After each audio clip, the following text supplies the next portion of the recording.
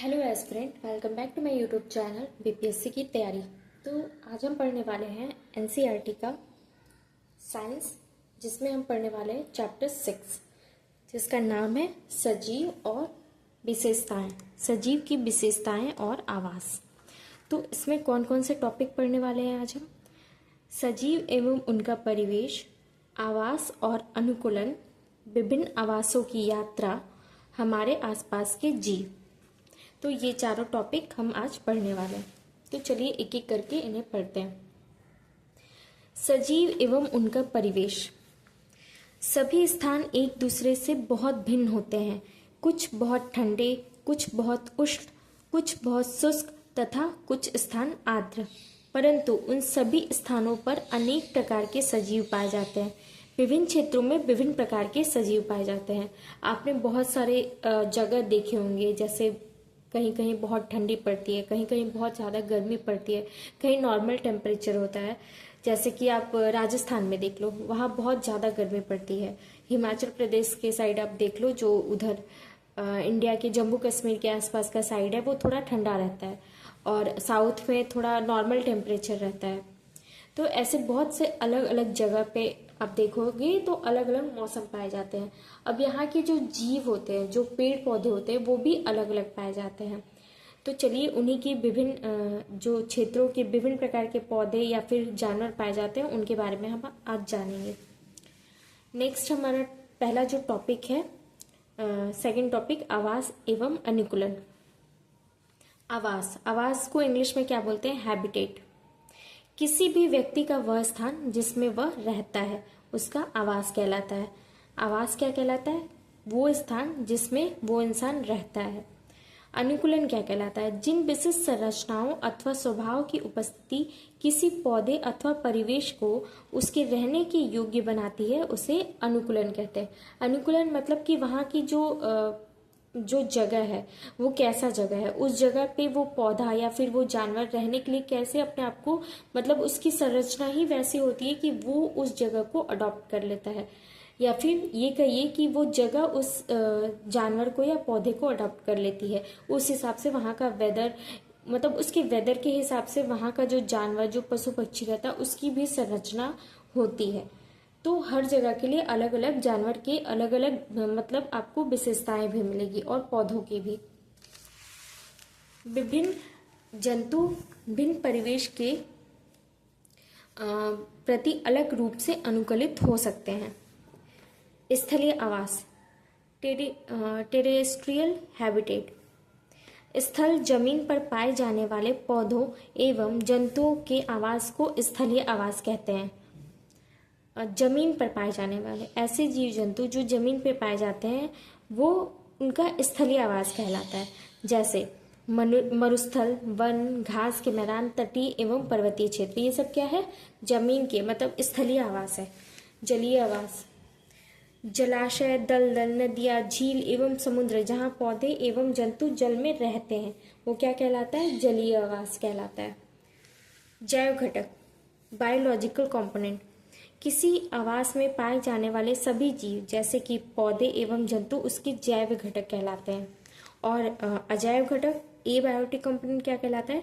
चट्टान, मिट्टी, वायु एवं जल जैसी अनेक निर्जीव वस्तुएं आवास के अजैव घटक कहलाती है। मतलब आप इस तरीके से देख लो कि अगर वो सजीव है तो वो जैव घटक है, अगर वो निर्जीव है तो वो अजैव घटक है। सूर्य का प्रकाश एवं उष्मा भी परिवेश के अजैव घटक कहलाते हैं। नेक्स्ट हम देखते हैं विभिन्न आवासों की यात्रा। विभिन्न आवासों की यात्रा में जो सबसे पहला है मरुस्थल, डिजर्ट के बारे में। अब डिजर्ट के बारे में चलिए हम जानते हैं। ऊंट की शारीरिक संरचना उसे मरुस्थलीय परिस्थितियों में रहने के योग्य बनाती है। ऊंट जो है वो मरुस्थल में पाया जाता है, रेगिस्तान में पाया जाता है। ऊंट के पैर लंबे होते हैं, जिससे उसका शरीर रेत की गर्मी से दूर रहता है। आपने देखा होगा ऊंट के जो पैर है वो बहुत लंबे लंबे होते हैं, शरीर बहुत ऊपर रहता है। तो वो क्या होता है कि जो उसका शरीर रेत की गर्मी से दूर रहता है, मतलब कि पैर लंबे की होने की वजह से जो उसका शरीर है, रेत से जो गर्माहट निकलती है, थोड़ा उससे दूर रहता है। उसमें मूत्रोत्सर्जन की मात्रा बहुत कम होती है, मतलब कि जो टॉयलेट होते हैं वो बहुत कम करते हैं, तथा मल शुष्क होता है। उन्हें पसीना भी नहीं आता क्योंकि शरीर से जल का ह्रास बहुत कम होता है, इसलिए जल के बिना भी वे अनेक दिन तक जीवित रहते हैं। मतलब ऊंट को पसीना नहीं आता है, जिससे क्या होता है, जो स्वेटिंग से जो आपका शरीर का पानी होता है वो निकलता है, तो वो उनका पानी नहीं निकलता, उतना ह्रास नहीं होता है पानी का, तो वो ज़्यादा दिन तक जल में भी जीवित रहते हैं। मरुस्थल में रहने वाले ऊंट और सांप के ऊंट भांति लंबे पैर नहीं होते हैं। मरुस्थल में रहने वाले अन्य जीव, चूहा यहाँ पे होगा, मरुस्थल में रहने वाले चूहा और सांप के ऊंट के जैसे लंबे पैर नहीं होते हैं, तो वो क्या करते हैं, दिन की तेज गर्मी में बचने के लिए वे भूमि के अंदर गहरे बिलों में रहते हैं और रात्रि के समय वे बाहर आते हैं। जो चूहा और वो पाया जाता है, सांप पाया जाता है, वो गर्मी दिन के टाइम पे मरुस्थल में ही अलग जैसे वो बना के बिल बना के रहते हैं, और रात के टाइम जब रेत ठंडी हो जाती है तो वो बाहर आते हैं। अब मरुस्थल में रहने वाले पेड़ पौधे के बारे में देखते हैं। मरुस्थलीय पौधे वाष्पोत्सर्जन की बहुत कम मात्रा निष्कासित करते हैं। मतलब वाष्पोत्सर्जन किस में होता है, पत्तियों में, और जो मरुस्थल में पौधे पाए जाते हैं उसमें पत्तियां नहीं होती हैं, ज़्यादा नहीं होती, या होती हैं तो बहुत छोटी छोटी।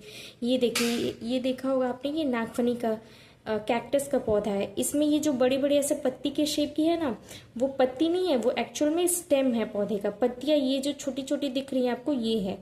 तो इसमें पत्तियों की मात्रा कहीं कहीं बिल्कुल नहीं होती है, कहीं कहीं होती भी है तो बहुत छोटी होती है।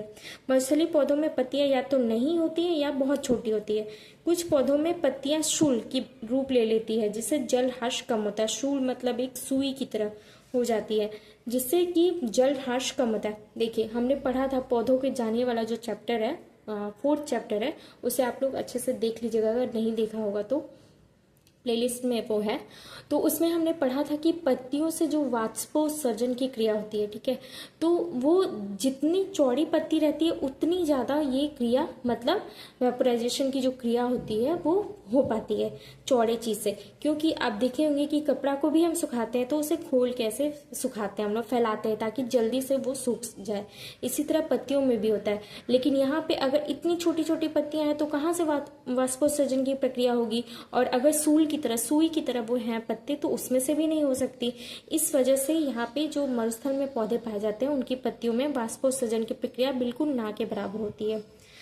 कुछ पौधों में पत्तियां सूल की तरह होती है तो उसमें भी पॉसिबल उतना नहीं होता है। नागफनी में पत्ती जैसी संरचना तना है, मैंने बताया था ना, ये जो है ये तना है, जिनमें प्रकाश संश्लेषण होता है।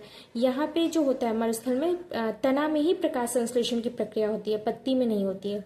यह एक मोटी मोम की परत से ढका होता है, ये एक मोटी मोम की परत से ढका होता है। तो इस प्रकार के जो पेड़ पौधे होते हैं वो ज़्यादातर मरुस्थल रेगिस्तान में पाए जाते हैं। नेक्स्ट, अधिकतर मरुस्थलीय पौधों की जड़ें जल अवशोषण के लिए मिट्टी में बहुत गहराई तक जाती है। जो जड़ें जल अवशोषण करती है उसके लिए बहुत अधिक गहरे उसके जड़ें चले जाते हैं। नेक्स्ट है पर्वतीय क्षेत्र, माउंटेन रीजन्स। ये आवास क्षेत्र सामान्यतः बहुत ठंडे होते हैं और इनमें तेज हवाएं चलती हैं। जो पर्वतीय क्षेत्र होते हैं वो बहुत ठंडे होते हैं और उसमें तेज हवाएं चलती हैं। कुछ क्षेत्रों में शीतकाल में हिमपात भी होता है। हिमपात मतलब बर्फबारी भी होता है। पौधे सामान्यतः शंक्वाकार आकार के होते हैं। ये देखिए, ये शंक्वाकार आकार का है। इनकी शाखाएं तिरछी होती है, ऐसे तिरछी शाखाएं होती हैं। इनमें से कुछ की पत्तियां सुई की आकार की होती हैं, जिससे वर्षा और हिम सरलता से नीचे की ओर खिसक जाते हैं। इस तरीके के पेड़ पर्वतों में पाए जाते हैं। इसमें क्या होता है कि अगर पानी बहुत ज़्यादा बारिश होती है या बर्फ पड़ता है तो ये पत्ती ऐसे मतलब नीचे की ओर झड़ जाते हैं। जो भी चीज़ें होती है उस पर टिकता नहीं है। पर्वतीय क्षेत्र में पाए जाने वाले जंतुओं में मोटी त्वचा या फर पाए जाते हैं। आपने देखा होगा बहुत सारे ऐसे जानवर हैं जो पर्वतीय क्षेत्र में पाए जाते हैं, उनकी जो त्वचा होती है उसमें बहुत ज़्यादा बाल होते हैं या मोटे फर पाए जाते हैं, जो ठंड में उनका बचाव करते हैं। याक का शरीर लंबे बालों से ढका होता है। याक आपने देखा होगा, उसके बहुत लंबे लंबे शरीर पे बाल होते हैं, जिससे उसे ठंड कम लगती है। तेंदुए के शरीर में फर होते हैं। पहाड़ी बकरी के मजबूत खुर उसे ढालदार चट्टानों पर दौड़ने के लिए अनुकूलित बनाते हैं। जो पहाड़ी बकरी होती है उसके जो नाखून होते हैं उसको ढालदार चट्टानों पे चढ़ने के लिए, उतरने के लिए उसको अनुकूलित बनाते हैं दौड़ने के लिए। जिससे वो फिसलते नहीं है चट्टानों पर। नेक्स्ट है ग्रासलैंड, घास स्थल। शेर वन में रहता है जो हिरन जैसे जंतुओं का शिकार करता है। शेर का मटमैला भूरा रंग शिकार के दौरान उसे घास में सूखे मैदान पर छिपाए रखता है और शिकार को पता भी नहीं चलता है।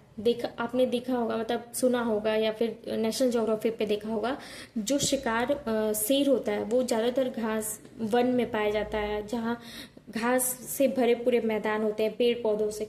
तो वो जो क्या करता है, अपना शिकार करता है, वो उसका जो कलर होता है वो सूखे पत्तों घास में इस तरीके से वो मिल जाता है, मिक्स हो जाता है कि वो धीरे धीरे छुप के अपना शिकार करता है और उसका जो शिकार होता है वो देख नहीं पाता है। तो इस तरीके से वो अपना जीवन व्यतीत करता है।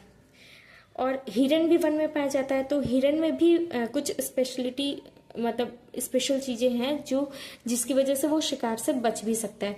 जैसे पौधों के कठोर तनों को चबाने के लिए इसके मजबूत दांत होते हैं हिरन के, और उसके लंबे कान होते हैं। यही लंबे कान होते हैं जिसकी वजह से वो अपने शिकारी को भाप पाता है। अगर शेर उसका शिकार करे तो वो हल्की सी जैसे ससराहट से भी पकड़ लेगा कि हाँ मुझे कोई फॉलो कर रहा है। और वो बहुत तेज गति में दौड़ता है जिसकी वजह से वो अपना बचाव भी कर सकता है। तो प्रकृति ने ऐसा बनाया है सबको एक दूसरे के लिए कि वो चाहे तो बच भी जाए या शिकार भी बन जाए। शिकारी भी अपना शिकार कर सकता है और बचने वाला बचकर भाग भी सकता है। तो कहने का ये मतलब है कि अपनी जगह के हिसाब से वो ढल जाते हैं। जलीय आवास, ओशियन।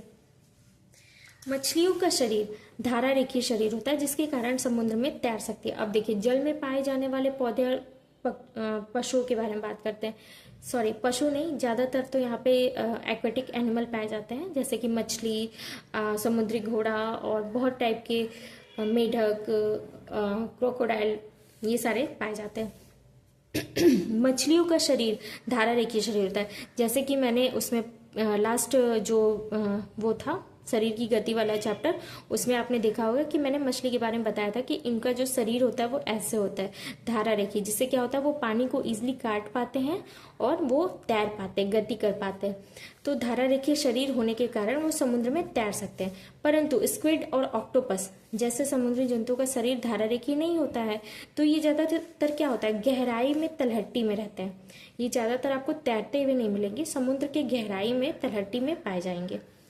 जल में श्वास लेने के लिए इनमें गिल होते हैं, क्लोम। ज्यादातर मछलियों में, ज्यादातर क्या सारी मछलियों में गिल पाए जाते हैं जिसकी वजह से वो श्वास लेते हैं। परंतु कुछ जंतु जैसे डॉल्फिन और व्हेल के गिल नहीं होते। ये सिर पर स्थित नासा द्वार अथवा वात छिद्रों द्वारा श्वास लेते हैं। जो व्हेल मछली और डॉल्फिन मछली होती है उसमें जो श्वास लेने की प्रक्रिया होती है वो वात छिद्रों पर द्वारा होती है, जो कि सिर पर स्थित होती है। तो ये क्या करते हैं कि इसी के थ्रू अपना श्वास लेते हैं। और कई बार आपने देखा होगा कि वो पानी के बाहर आके छलांग लगाते हैं। तो वो जब छलांग लगा के बाहर आते हैं तो वो क्या होता है कि उसमें जो पानी भर गया है, श्वास में कितनी बार होता है कि वात छिद्रों में पानी भर जाता है, तो उसको फुहारे के रूप में ऐसे निकाल देते हैं और फिर नया ऑक्सीजन लेके फिर पानी में जाते हैं। तो ये प्रक्रिया वो बीच बीच में करते रहते हैं। तालाब एवं झील, पॉन्ड्स एंड लेक्स। कुछ जलीय पौधे जल सतह पर प्लवन करते हैं। प्लवन जैसे तैरते हैं, देखिए जल सतह पर तैरते हैं, ठीक है, इनकी जड़ भी ऊपर ही रहती है। और कुछ आंशिक रूप से जलमग्न होते हैं, मतलब आधा तैर रहे हैं और आधा डूबे हुए हैं अंदर तक। कुछ जड़ें मिट्टी में स्थिर होती है, कुछ मिट्टी में स्थिर होती है, और कुछ पूर्णतः जलमग्न होते हैं। कुछ पूरी तरीके से ऐसे पौधे जो होते हैं वो जल में डूबे होते हैं। इनका तना लंबा, खोखला और हल्का होता है। ये देखिए जो तना है ये लंबा होता है, खोखला होता है और हल्का होता है। मेढक आमतौर पर तालाब में पाए जाने वाला जंतु है। जो मेढक होता है, कितनी बार देखा होगा कि तालाब में भी होता है और वो बाहर भी निकलता है। यह तालाब और स्थल दोनों पर रहते हैं। इसके जो पश्चपाद होते हैं वो लंबे और मजबूत होते हैं, जो इन्हें छलांग लगाने में और शिकार करने में सहायता करते हैं। इनके पश्चपाद में जाल युक्त पादुंगलियां होती हैं जो इन्हें तैरने में भी सहायता करते हैं। आपने देखा होगा मेढक का जो पैर होता है वो ऐसे जाल युक्त जालिका बनाता है, मतलब जालिका के रूप में होता है। वो कई बार उनको पानी में तैरने में भी हेल्प करता है। तो ये हो गया हमारा सारा जो विभिन्न आवास थे। अब नेक्स्ट है सजीवों की विशेषताएं। सभी सजीवों को भोजन की आवश्यकता होती है। यस, सजीव जैसे कि मनुष्य, पेड़ पौधे, पशु पक्षी, ये जितने भी सजीव होते हैं वो श्वास लेते हैं। मनुष्य और जानवर सभी तो एक तरीके से श्वास लेते हैं। जो पानी में पाए जाते हैं वो भी गिल के थ्रू श्वास लेते हैं, और जो पेड़ पौधे होते हैं वो भी श्वसन की प्रक्रिया को करते हैं। तो सभी सजीव में भोजन की भी आवश्यकता होती है। सॉरी, ये मैंने सेकंड पॉइंट डिस्कस कर दिया। श्वास लेते हैं और उत्सर्जन की प्रक्रिया भी करते हैं। उत्सर्जन जैसे मनुष्य के जो मल मूत्र होते हैं उसको वो निष्कासित करते हैं। पेड़ पौधों में भी जो कार्बन डाइऑक्साइड गैस को वो छोड़ते हैं, और जितना वेस्ट होता है उसको बाहर निकालते हैं। ठीक है, तो ये श्वसन और उत्सर्जन की प्रक्रिया सारे सजीवों में होती है। और भोजन की आवश्यकता, तो मनुष्य भोजन करते ही हैं, जो जानवर होते हैं वो भी भोजन करते हैं, जो कुछ छोटे जानवर को मार के खाते हैं। जलीय जानवर जो वो होते हैं, मछली होते हैं, वो भी जलीय छोटे छोटे मछलियों को खाते हैं। मतलब सारे ही जो होते हैं सजीव वो भोजन करते हैं। और पेड़ पौधे कैसे भोजन करते हैं? प्रकाश संश्लेषण की क्रिया में जो भी उन्हें जो उनके पत्ते होते हैं वो भोजन बनाते हैं। तो सभी सजीव भोजन करते हैं, सभी सजीव सांस लेते हैं, छोड़ते हैं, उत्सर्जन भी करते हैं, सभी प्रजनन भी करते हैं। मनुष्य का तो प्रजनन होता ही है, मतलब बच्चे पैदा होते ही हैं। जो जानवर होते हैं वो भी प्रजनन करते हैं। मुर्गी को भी आपने देखा होगा कि वो अंडे देती है, उसके अंडे के थ्रू दूसरा मुर्गी मतलब बच्चा पैदा हो जाता है। सारे फिश भी होते हैं, जो भी हर मतलब सारे ही जो पेड़ पौधे होते हैं, पेड़ भी करते हैं प्रजनन।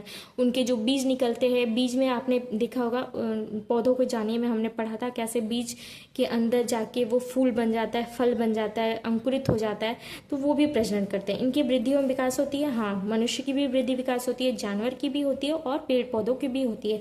छोटा सा पेड़ ऐसे अभी मतलब कि बीज से एक बड़ा पेड़ बन जाता है और फल फूल सब देने लगता है, तो उसमें भी विकास होता है। जानवर में भी होता है। एक छोटा सा कुत्ता का बच्चा आपने देखा होगा, छोटा सा पैदा होता है, फिर वो बड़ा हो जाता है, तो उसमें भी वृद्धि और विकास होता है। सजीव गति करते हैं, पेड़ पौधे नहीं करते। सारे सजीव गति करते हैं, पेड़ पौधे गति नहीं करते, बट वो एक ही स्थान पे जैसे हवा चलती है तो वो हिलते जरूर है। तो इधर से उधर गति नहीं करते, बट एक ही जगह पे डायरेक्शन पे वो हिलते जरूर है। सजीव गति करते हैं, मनुष्य गति करते हैं, सारे जानवर गति करते हैं, चाहे वो किसी भी जगह हो, जल में हो या जल से बाहर हो, हर जगह वो गति करते हैं। और कुछ निजी वस्तुएं भी गति करती हैं, जैसे कि कार हो गया, बस हो गया। तो ये क्या होता है, ये दूसरे के थ्रू मतलब गति करते हैं। तो सारे सजीव अपने से खुद से गति करते हैं। तो ये था आज का चैप्टर, सजीव विशेषताएं एवं उनके आवास। तो अगले वीडियो में हम इसके जितने भी इम्पोर्टेंट क्वेश्चन होंगे उसे लगाएंगे। तो तब तक के लिए अगर आप लोगों को मेरी वीडियो पसंद आती है तो please like share and subscribe. Thank you.